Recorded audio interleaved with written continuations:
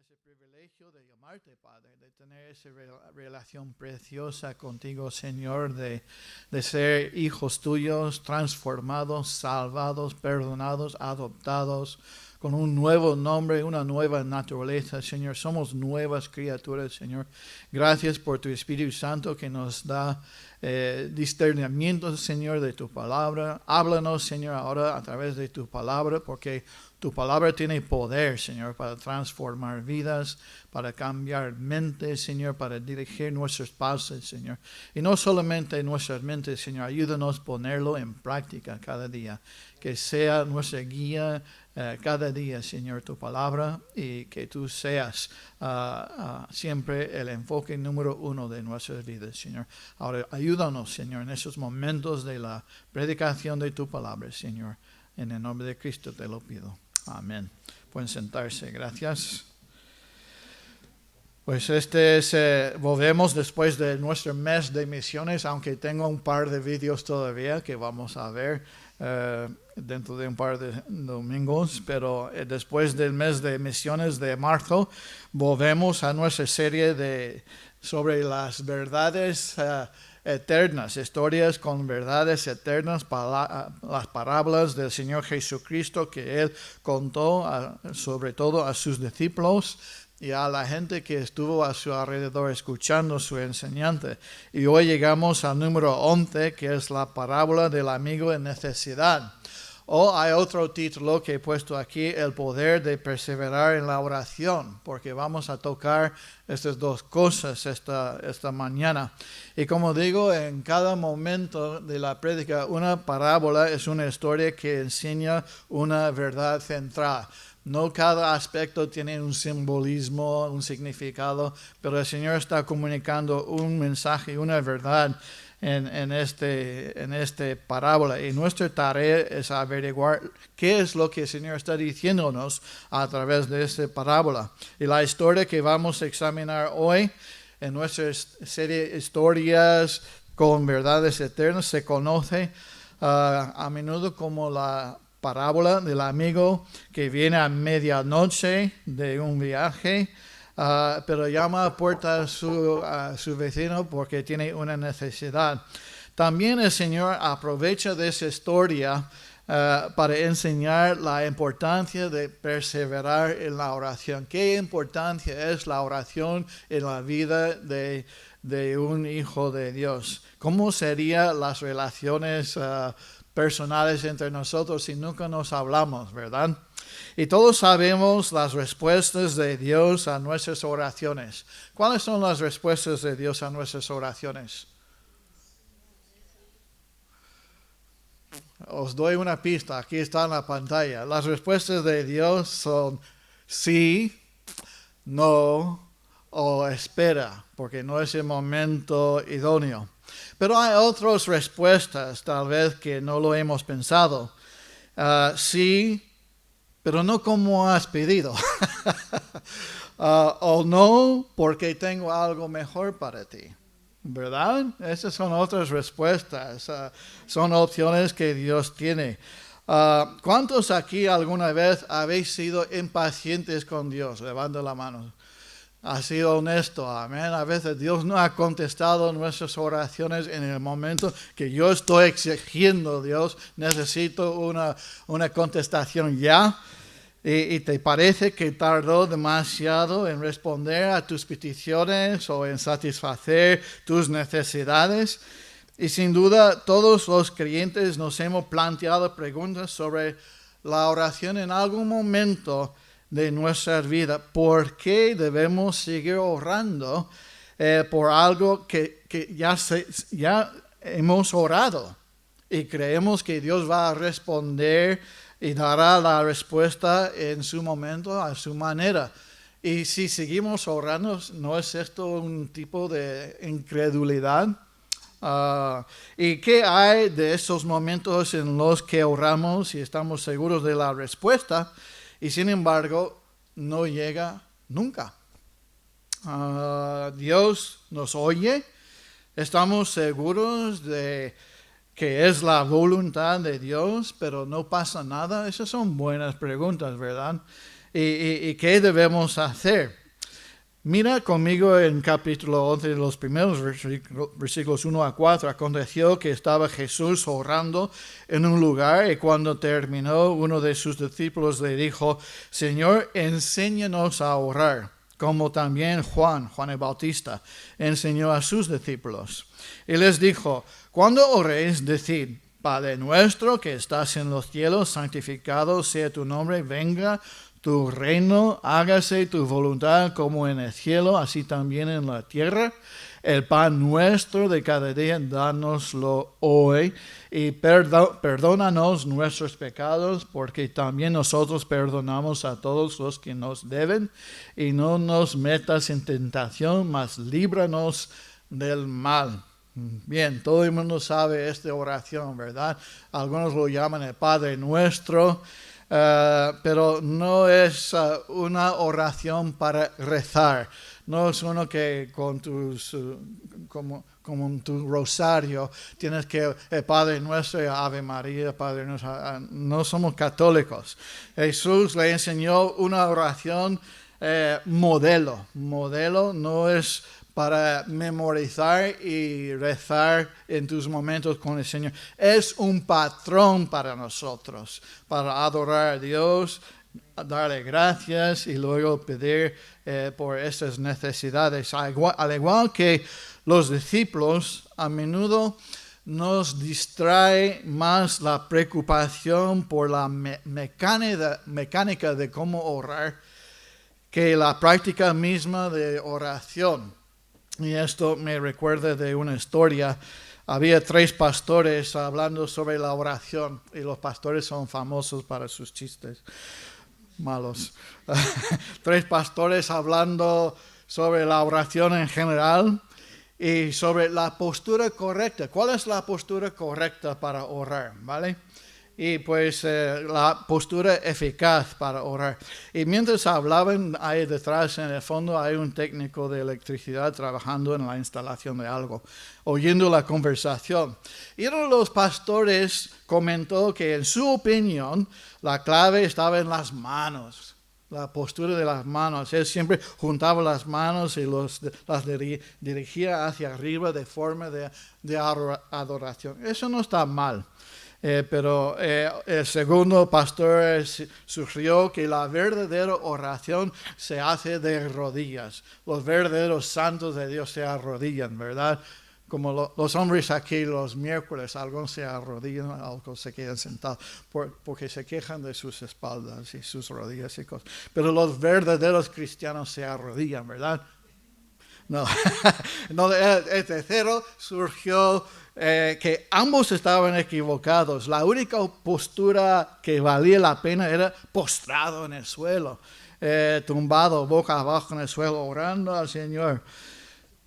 Para entonces el técnico que está ahí atrás no pudo mantenerse al margen de la conversación, intervino diciendo, yo descubrí que la oración más poderosa que he hecho nunca fue mientras colgaba boca abajo de los talones de un poste eléctrico, suspendido a 12 metros del suelo. Esta es la postura más eficaz en mi vida.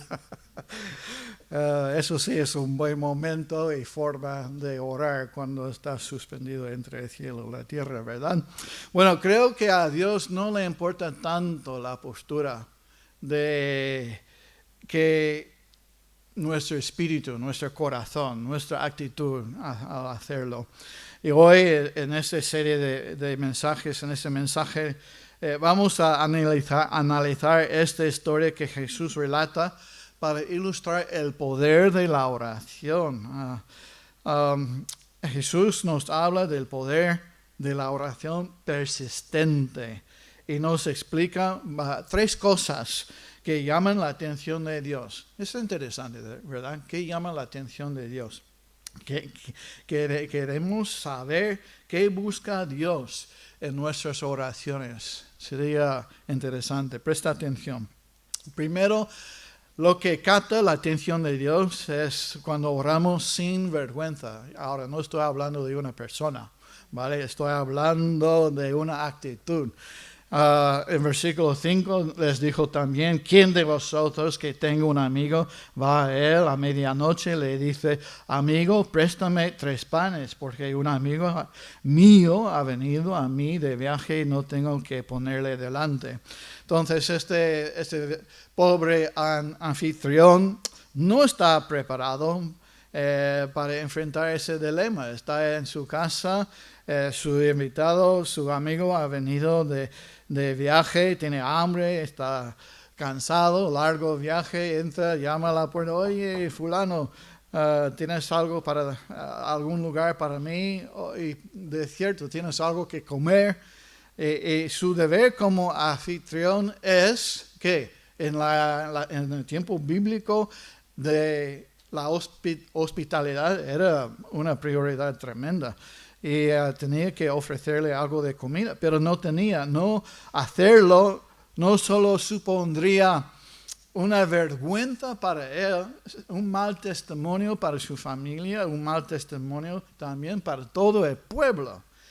Pero ¿qué puede hacer? Aunque el hombre no puede satisfacer esa necesidad por sí mismo, conoce a alguien que sí puede. El vecino, amén. Versículo 7.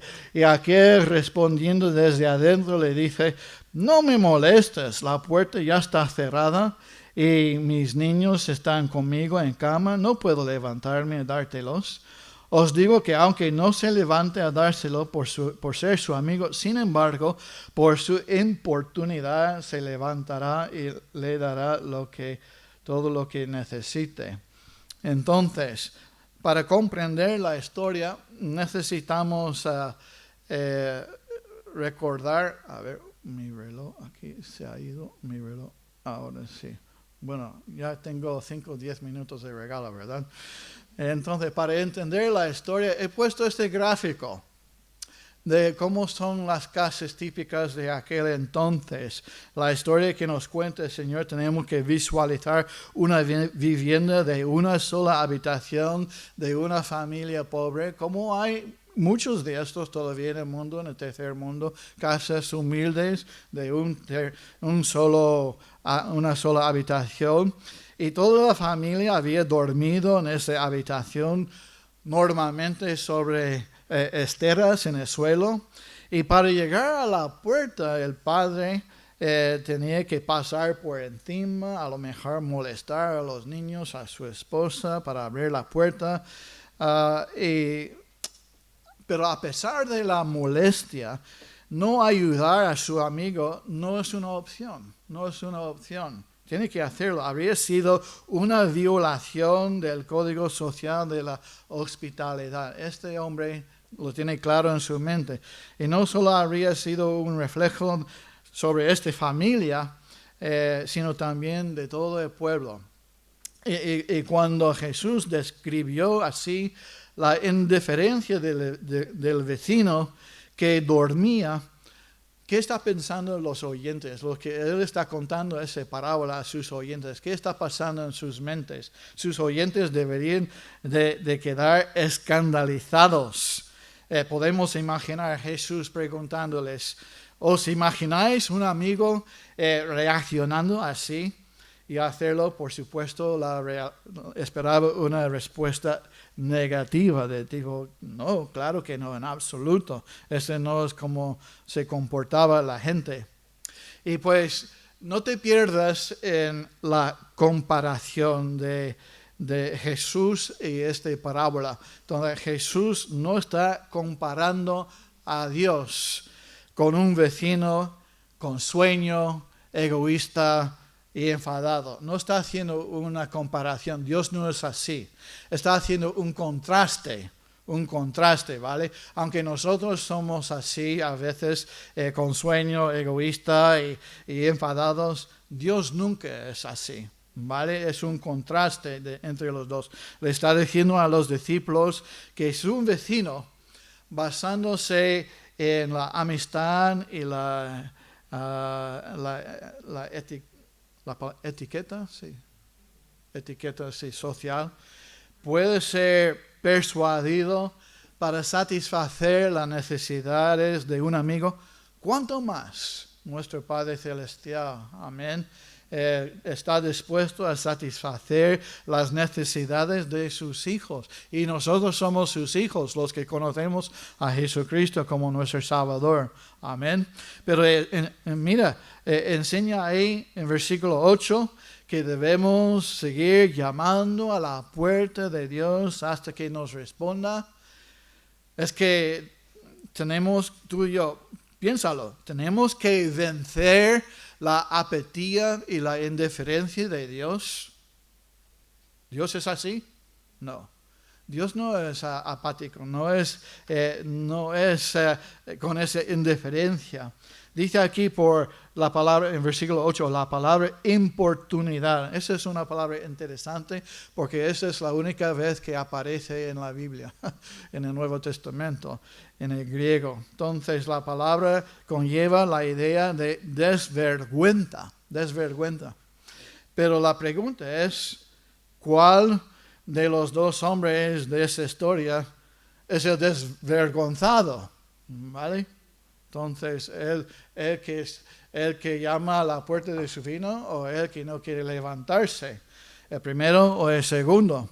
Pues algunos dicen que al vecino que se despertó y se levantó y le dio pan a su amigo, diciendo que lo hizo para evitar avergonzar al pueblo, a su familia, de ser un buen amigo, un buen vecino, a no romper las reglas de la hospitalidad. ¿Os acordáis de la historia en Génesis de Lot en la ciudad de Sodoma, verdad? Vinieron dos ángeles llamando a la puerta y lo dijeron, pasad adentro, no quedáis aquí afuera porque son malos todos ahí en Sodoma. ¿Por qué? Él sabía que esta hospitalidad era esencial para guardar el testimonio de su familia y por antes que los ángeles destruyesen esa ciudad, ese pueblo. Entonces aquí vemos otro ejemplo de la importancia de la hospitalidad. Fue por la hospitalidad que se avergonzó este vecino, aunque esto puede ser cierto, no cumple realmente con todos los significados de la palabra desvergonzarse, importunidad. Creo que la alternativa mejor es la segunda. Se refiere a la falta de vergüenza del hombre que vino a hacer la petición. El que vino a hacer la petición. Él fue desvergonzado en su persistencia, porque no tenía otra opción, no tenía salida. Tenía una necesidad y aunque tuvo que llamar varias veces, oye, fulano, Carlitos, abre, necesito hablar contigo. Y continuando con su súplica hasta que su amigo respondió. Nosotros, en el sentido de la oración, como seres humanos, entendemos este tipo de petición. Si nos paramos a pensarlo, si un buen amigo, normalmente tengo el móvil por la noche en silencio, pero si alguien me llama a las 3 o las 4 de la madrugada, os digo que debería ser importante, ¿verdad? Una emergencia, una petición, aunque no me guste, o en el momento sabría que si alguien está llamándome o a mi esposo, es importante, ¿verdad? Porque nadie llama, oye, quiero charlar contigo a las 3 a 4 de la madrugada, ¿qué estás haciendo? Tendría que ser algo importante, o al menos más le valdría que fuera importante. Un pastor cuenta otra historia. Hace unos años, eso lo he hecho. Alguien llamó a timbre de la puerta de este pastor a las 2 de la madrugada. Y cuando el pastor cuenta esto en primera persona, cuando fui a abrir, ahí estaba uno de los jóvenes de nuestra iglesia. Estaba mojado, hecho un desastre, tan cansado que creo que podría haberse echado a llorar. Y cuando llegué a la puerta me dijo, Pastor Nathan, estaba cazando mapaches. Eso es lo que yo he hecho, he cazado mapaches. Y me he perdido, estoy mojado, agotado. ¿Me llevarías a casa, por favor? El hecho de que estuviera dispuesto a despertarme a las 2 de la madrugada me dijo 2 cosas. Primero, demostró su confianza en nuestra relación. se puede molestar sin romper la relación, que no le mataría. Y en segundo lugar, él sabía que yo no le habría preguntado si no fuera, que no le habría preguntado si no fuera importante, una necesidad grave e importante. Entonces ese hombre estaba perdido, necesitaba transporte a casa. Entonces ese tipo de oración que capta la atención de Dios, que es sin vergüenza, con esa confianza en la relación, amén, que no hay nada que podemos hacer para disminuir el amor de Dios, no hay nada que podemos hacer para aumentar el amor de Dios hacia nosotros. Dios nos ama, ¿verdad? Y pues nuestra necesidad, el Señor lo sabe, pero nuestra propia incapacidad para satisfacerlo nos empuja a llamar y a orar al Señor. Oramos sin vergüenza por la salvación de seres queridos. ¿Qué más debemos orar sin vergüenza? Y otra vez, no estoy hablando de una persona. Cuando digo sin vergüenza, es sin vergüenza. Entonces, oramos por los seres queridos. Algunos lo han mencionado esta mañana. Seres queridos que necesitan la salvación. ¿Qué más? Debemos orar, implorar a Dios, rogar con ese corazón por una madre que tiene cáncer. Amén. Del hijo pródigo que ha dejado la casa. Para alguien que está en ruina financiera, debemos orar por la falta de crecimiento espiritual en mi vida o en alguien en mi familia. Debemos orar por la protección de mi familia. Esos son ejemplos, pero tú puedes pensar en tu caso, ¿qué es lo que necesito pedir a Dios con esta persistencia y sin vergüenza? Pasamos a la segunda cosa que el Señor quiere enseñarnos por medio de, bueno, ahí está la palabra importunidad, lo hemos saltado, desvergüenza. La segunda cosa, captamos la atención de Dios cuando oramos con pasión. Pasión, no solamente sin vergüenza, con pasión, fervor, celo, denuedo, valor. Hay otros sinónimos, ¿verdad? Puedo sacar el libro de todas las palabras. Entonces, versículo 9, y os digo, pedid y se os dará, buscad y hallaréis, llamad y se os abrirá, porque todo aquel que pide, recibe, el que busca, halla, al que llama, se le abrirá. Qué promesa de Dios, amén, qué bonito. Cada una de esas 3 acciones, pedir, buscar, llamar, están en presente. El verbo está en presente en el texto. Entonces, literalmente significa que seguid pidiendo, seguid buscando, seguid llamando. No una vez y ya, seguid. Entonces, pero también debemos tener en cuenta que hay una progresión en esa perseverancia. 3 pasos. Lo voy a poner aquí en la pantalla. Pedid significa hacer una simple petición, ¿vale? Ahí empezamos, pedimos. Buscar implica un deseo más fuerte, un tipo de petición más concreta. Es algo que lleva tiempo y implica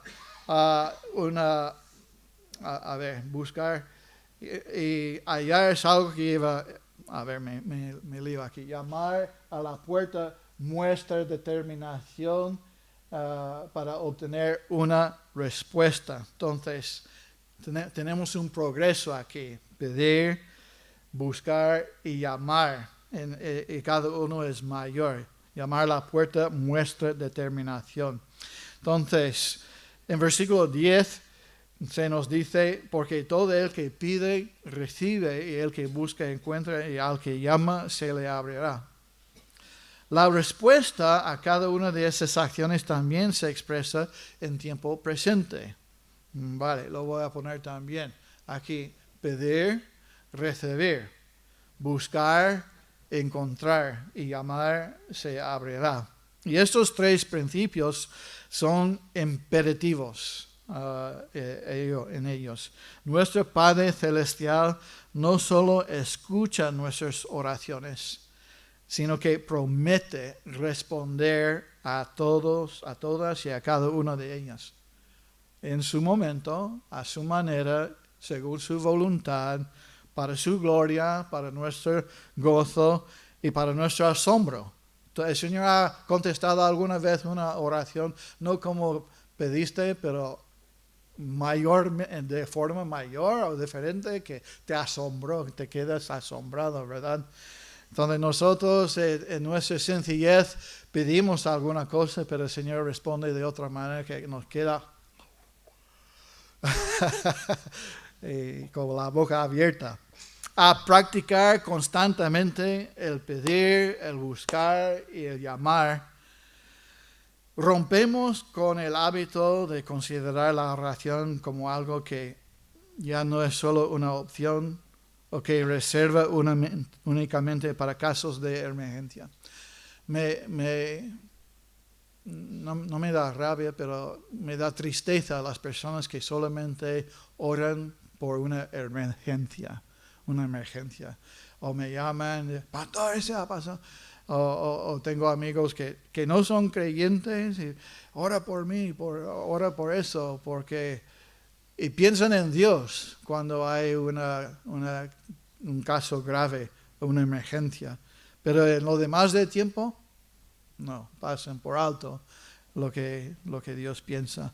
Entonces, rompemos con este hábito de pensar que la oración solamente en casos específicos de emergencia.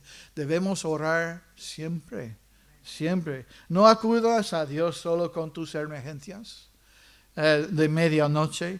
Hay que mantener la línea de comunicación abierta con tu Padre siempre. ¿Qué versículo en la Biblia enseña esto? Muy bien, Cindy. Orar sin cesar, 1 Tesalonicenses 5:17.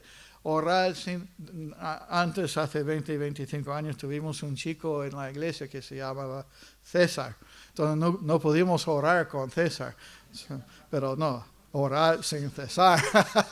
Cuando él estuvo en la iglesia no pudimos orar. Entonces, la verdad que se esconde tras esta perseverancia es que no seguiríamos pidiendo si no sintiéramos realmente una necesidad o si creyéramos que podemos hacerlo por nuestra cuenta. Entonces, orar sin cesar, sin parar. Siempre, ¿qué quiere decir esto? Con una actitud de oración constante. O puedes tener el móvil, pero nunca cuelgas. Nunca cuelgas, siempre estás abierto, Señor. En cada momento, Señor, guía mis pasos. Quiero hablar con él, tengo que tomar esa decisión. Señor, no me encuentro bien, lléname con gozo. Señor, está pasando, o esa persona, o lo que sea. Durante el día, estás siempre hablando con tu Padre. Amén. No tienes que ponerte de rodillas a las 8 de la mañana y orar. Ya está, he orado hoy. No, debemos orar siempre durante el día. Amén. Vi esta semana, el viernes o jueves, una película sobre la vida de C.S. Lewis. ¿Sabes quién es C.S. Lewis? Se llama Shadowlands. Él escribió los libros de las Crónicas de Narnia. En una escena de esta película, él ha regresado a Oxford desde Londres, donde acaba de casarse con Joy Gresham, su mujer, una mujer estadounidense, en una ceremonia episcopal privada en el hospital, celebrada junto a su lecho, ahí en el hospital. ¿Por qué? Ella está muriendo de cáncer. Y a través de la lucha contra su enfermedad, ella y Lewis han descubierto su profundo amor el uno por el otro, que la muerte no lo va a separar. Entonces, incluso esta mujer está muriendo de cáncer y se casan, terminal. Y cuando Lewis llega a la universidad donde imparte clases, ahí en Oxford, se encuentra con otro señor, se llama Harry Harrington, ese no tiene mucha importancia, un sacerdote episcopal que le pregunta qué noticias hay. Y Lewis dice, bueno, decidiendo hablar del matrimonio y no del cáncer, dice, buenas noticias, creo Harry. Sí, buenas noticias.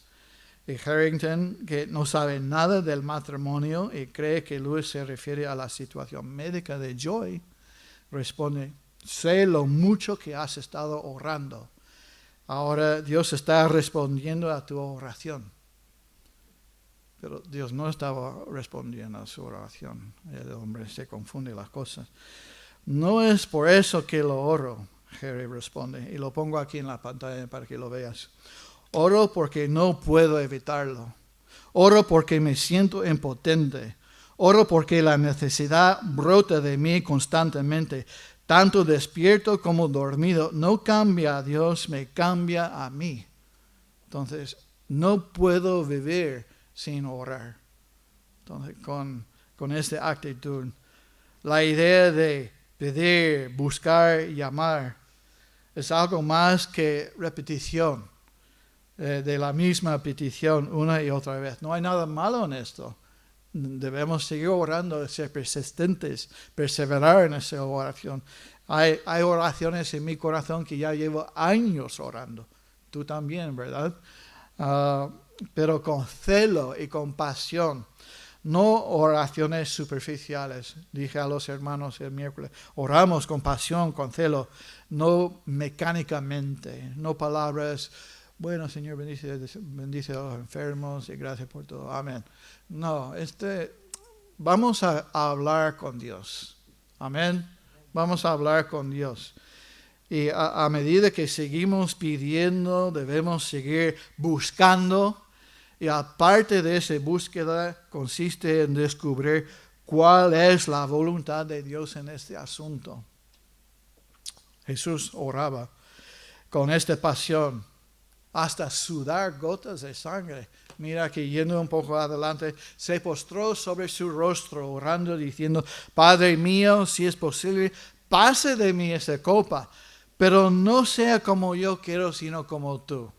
El mismo Dios en la carne se sujetó a la voluntad del Padre, no como yo quiero, sino como tú. Ese es un buen ejemplo para nosotros. Entonces, captamos la atención de Dios cuando oramos sin vergüenza y cuando oramos con fervor y pasión. Y el último, tercera lección en ese mensaje, captamos la atención cuando oramos con esperanza, Versículo 11, ¿qué padre de vosotros, si su hijo le pide pan, le dará una piedra? O si pescado, en lugar de pescado, le dará una serpiente? O si le pide un huevo, le dará un escorpión. Pues si vosotros, siendo malos, sabéis dar buenas dádivas a vuestros hijos, cuanto más vuestro Padre celestial y bueno, y lleno de misericordia y gracia y bondad, ¿verdad? Dará el Espíritu Santo a los que se lo pidan. Entonces, hemos aprendido que Dios responde a las oraciones. Aquí sí. Responde a su manera, en su tiempo y como quiera. Ahora en ese versículo aprendemos que sus respuestas siempre son buenas. Si lo creas o no. Si lo crees o no. Como Dios es un Dios bueno, un Padre Celestial amoroso, podemos esperar que responda a nuestras oraciones. Tenemos esta esperanza, esa confianza. Conocemos nuestro Dios. Nuestro Dios no es malo. No es un tirano, no es un dictador, no es uno que no oye, no es uno que está lejos. Tenemos un Dios que está con nosotros, que sea siempre sus respuestas para nuestro mayor bien, no siempre como nos queríamos. Hay un versículo que me llama la atención recientemente, y lo pongo aquí, Salmo 145, 9. Bueno es Jehová para con todos. Todos. ¿Quiénes son todos? los buenos y los malos, los creyentes y los no creyentes. Dios es bueno para con todos y sus misericordias sobre todas sus obras. Dios es así, el hombre no. El hombre no, pero Dios sí. Entonces, otra vez, esta parábola no es una comparación con el hombre y Dios, es un contraste.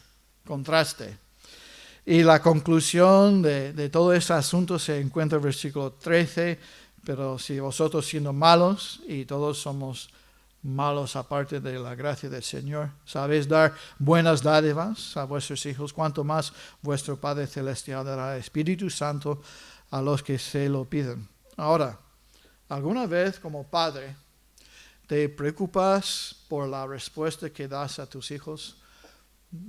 Cuando digo que sí, que doy lo que ellos quieren, estoy malcriándolos. O cuando digo que no, soy tanto negativo, mi esposa dice, mi respuesta por defecto es no.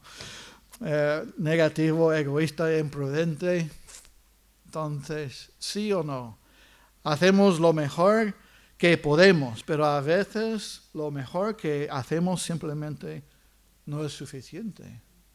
Nuestro mejor no es suficiente, pero nuestro Padre Celestial no conoce tales límites. No está limitado. Dios nunca dice que no, porque está distraído o agotado o cansado o irritable. Él dice no porque tiene una razón. Dice sí porque tiene una razón. Y pues quiero tocar, antes de terminar el mensaje, esta última frase aquí en versículo 13, que dará el Espíritu Santo a los que se lo pidan. Entonces, este es una promesa de una segunda bendición para los creyentes salvos. Los pentecostales creen esto, los cristianos pentecostales creen que hay una segunda bendición pero evidentemente no, porque la venida del Espíritu Santo no vino hasta después, ¿verdad?, de la crucifixión y el poder en el día de Pentecostés. Entonces, en el libro de Hechos, aún no se había registrado la venida del Espíritu Santo. Entonces, ¿cómo dará el Espíritu Santo a los que se lo pidan? ¿Cómo es? No puede haber una segunda venida hasta que haya ocurrido la primera, ¿verdad? Entonces no se refiere a esto. Creo que el contexto nos revela más bien que se refiere al hecho de que a Dios le agrada que sus hijos desarrollen el hábito de pedir, pero no nos deja atrapados por nuestra propia percepción limitada. Nosotros no tenemos la sabiduría de Dios, no podemos prevenir el futuro.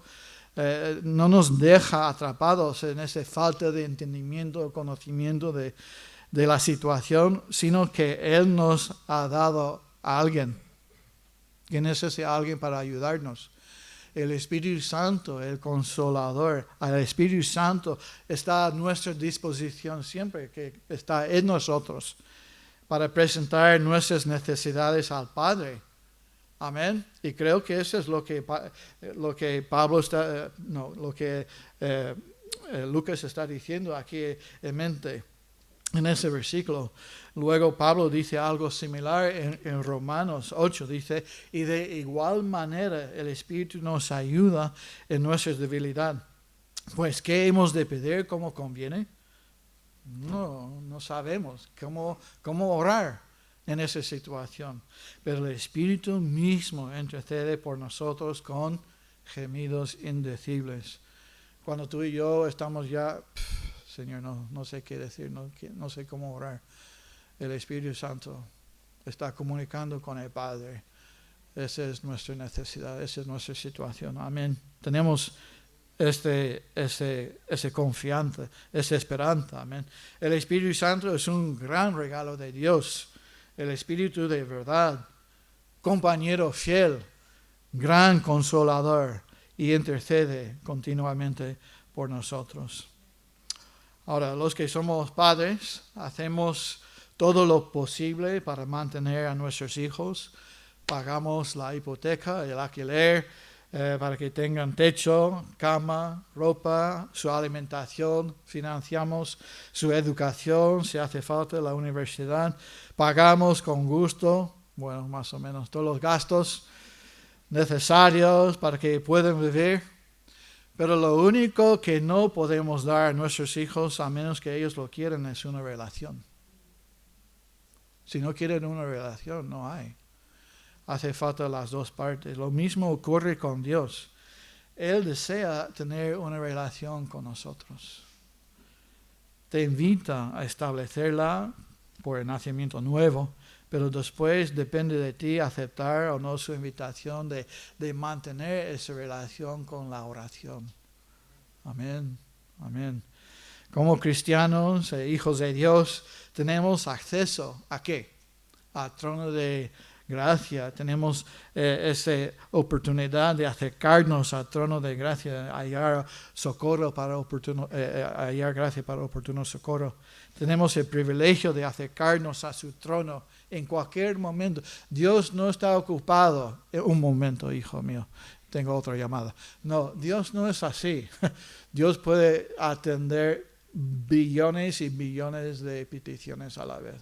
Y eso no es nada para Él. Tenemos un Dios que es grande y Él siempre presta atención a sus hijos. Entonces podemos llamar la atención, resumiendo para terminar, podemos llamar la atención de Dios orando sin vergüenza. Acércate a Dios sin vergüenza, con perseverancia y con esperanza. Amén. Esos son grandes principios. ¿Te gustaría... si no eres un cristiano esta mañana, ¿te gustaría tener una relación con un Dios así? Con el único y verdadero Dios, el que oye tus oraciones, no una estatua como hemos leído en Salmo 115, tienen ojos, no ven, oídos que no oyen, palpan, pero no hacen, son estatuas, son ídolos. Pero un Dios de verdad, el verdadero Dios, ¿te gustaría tener esa confianza y acceso a Dios Padre que te ama? Hizo todo posible para salvarte. Hizo todo. La única cosa que te queda hacer es responder a ese gran amor y recibir por fe la salvación que ofrece gratuitamente a todos los pecadores sin excepción. ¿Eres un pecador? Claro que sí. Cristo murió por ti. Cristo murió por ti. No hay nadie más allá de su bondad y amor. Y voy a poner este versículo otra vez, como hace unos momentos. Bueno Jehová para con todos, sus hijos y sus no hijos.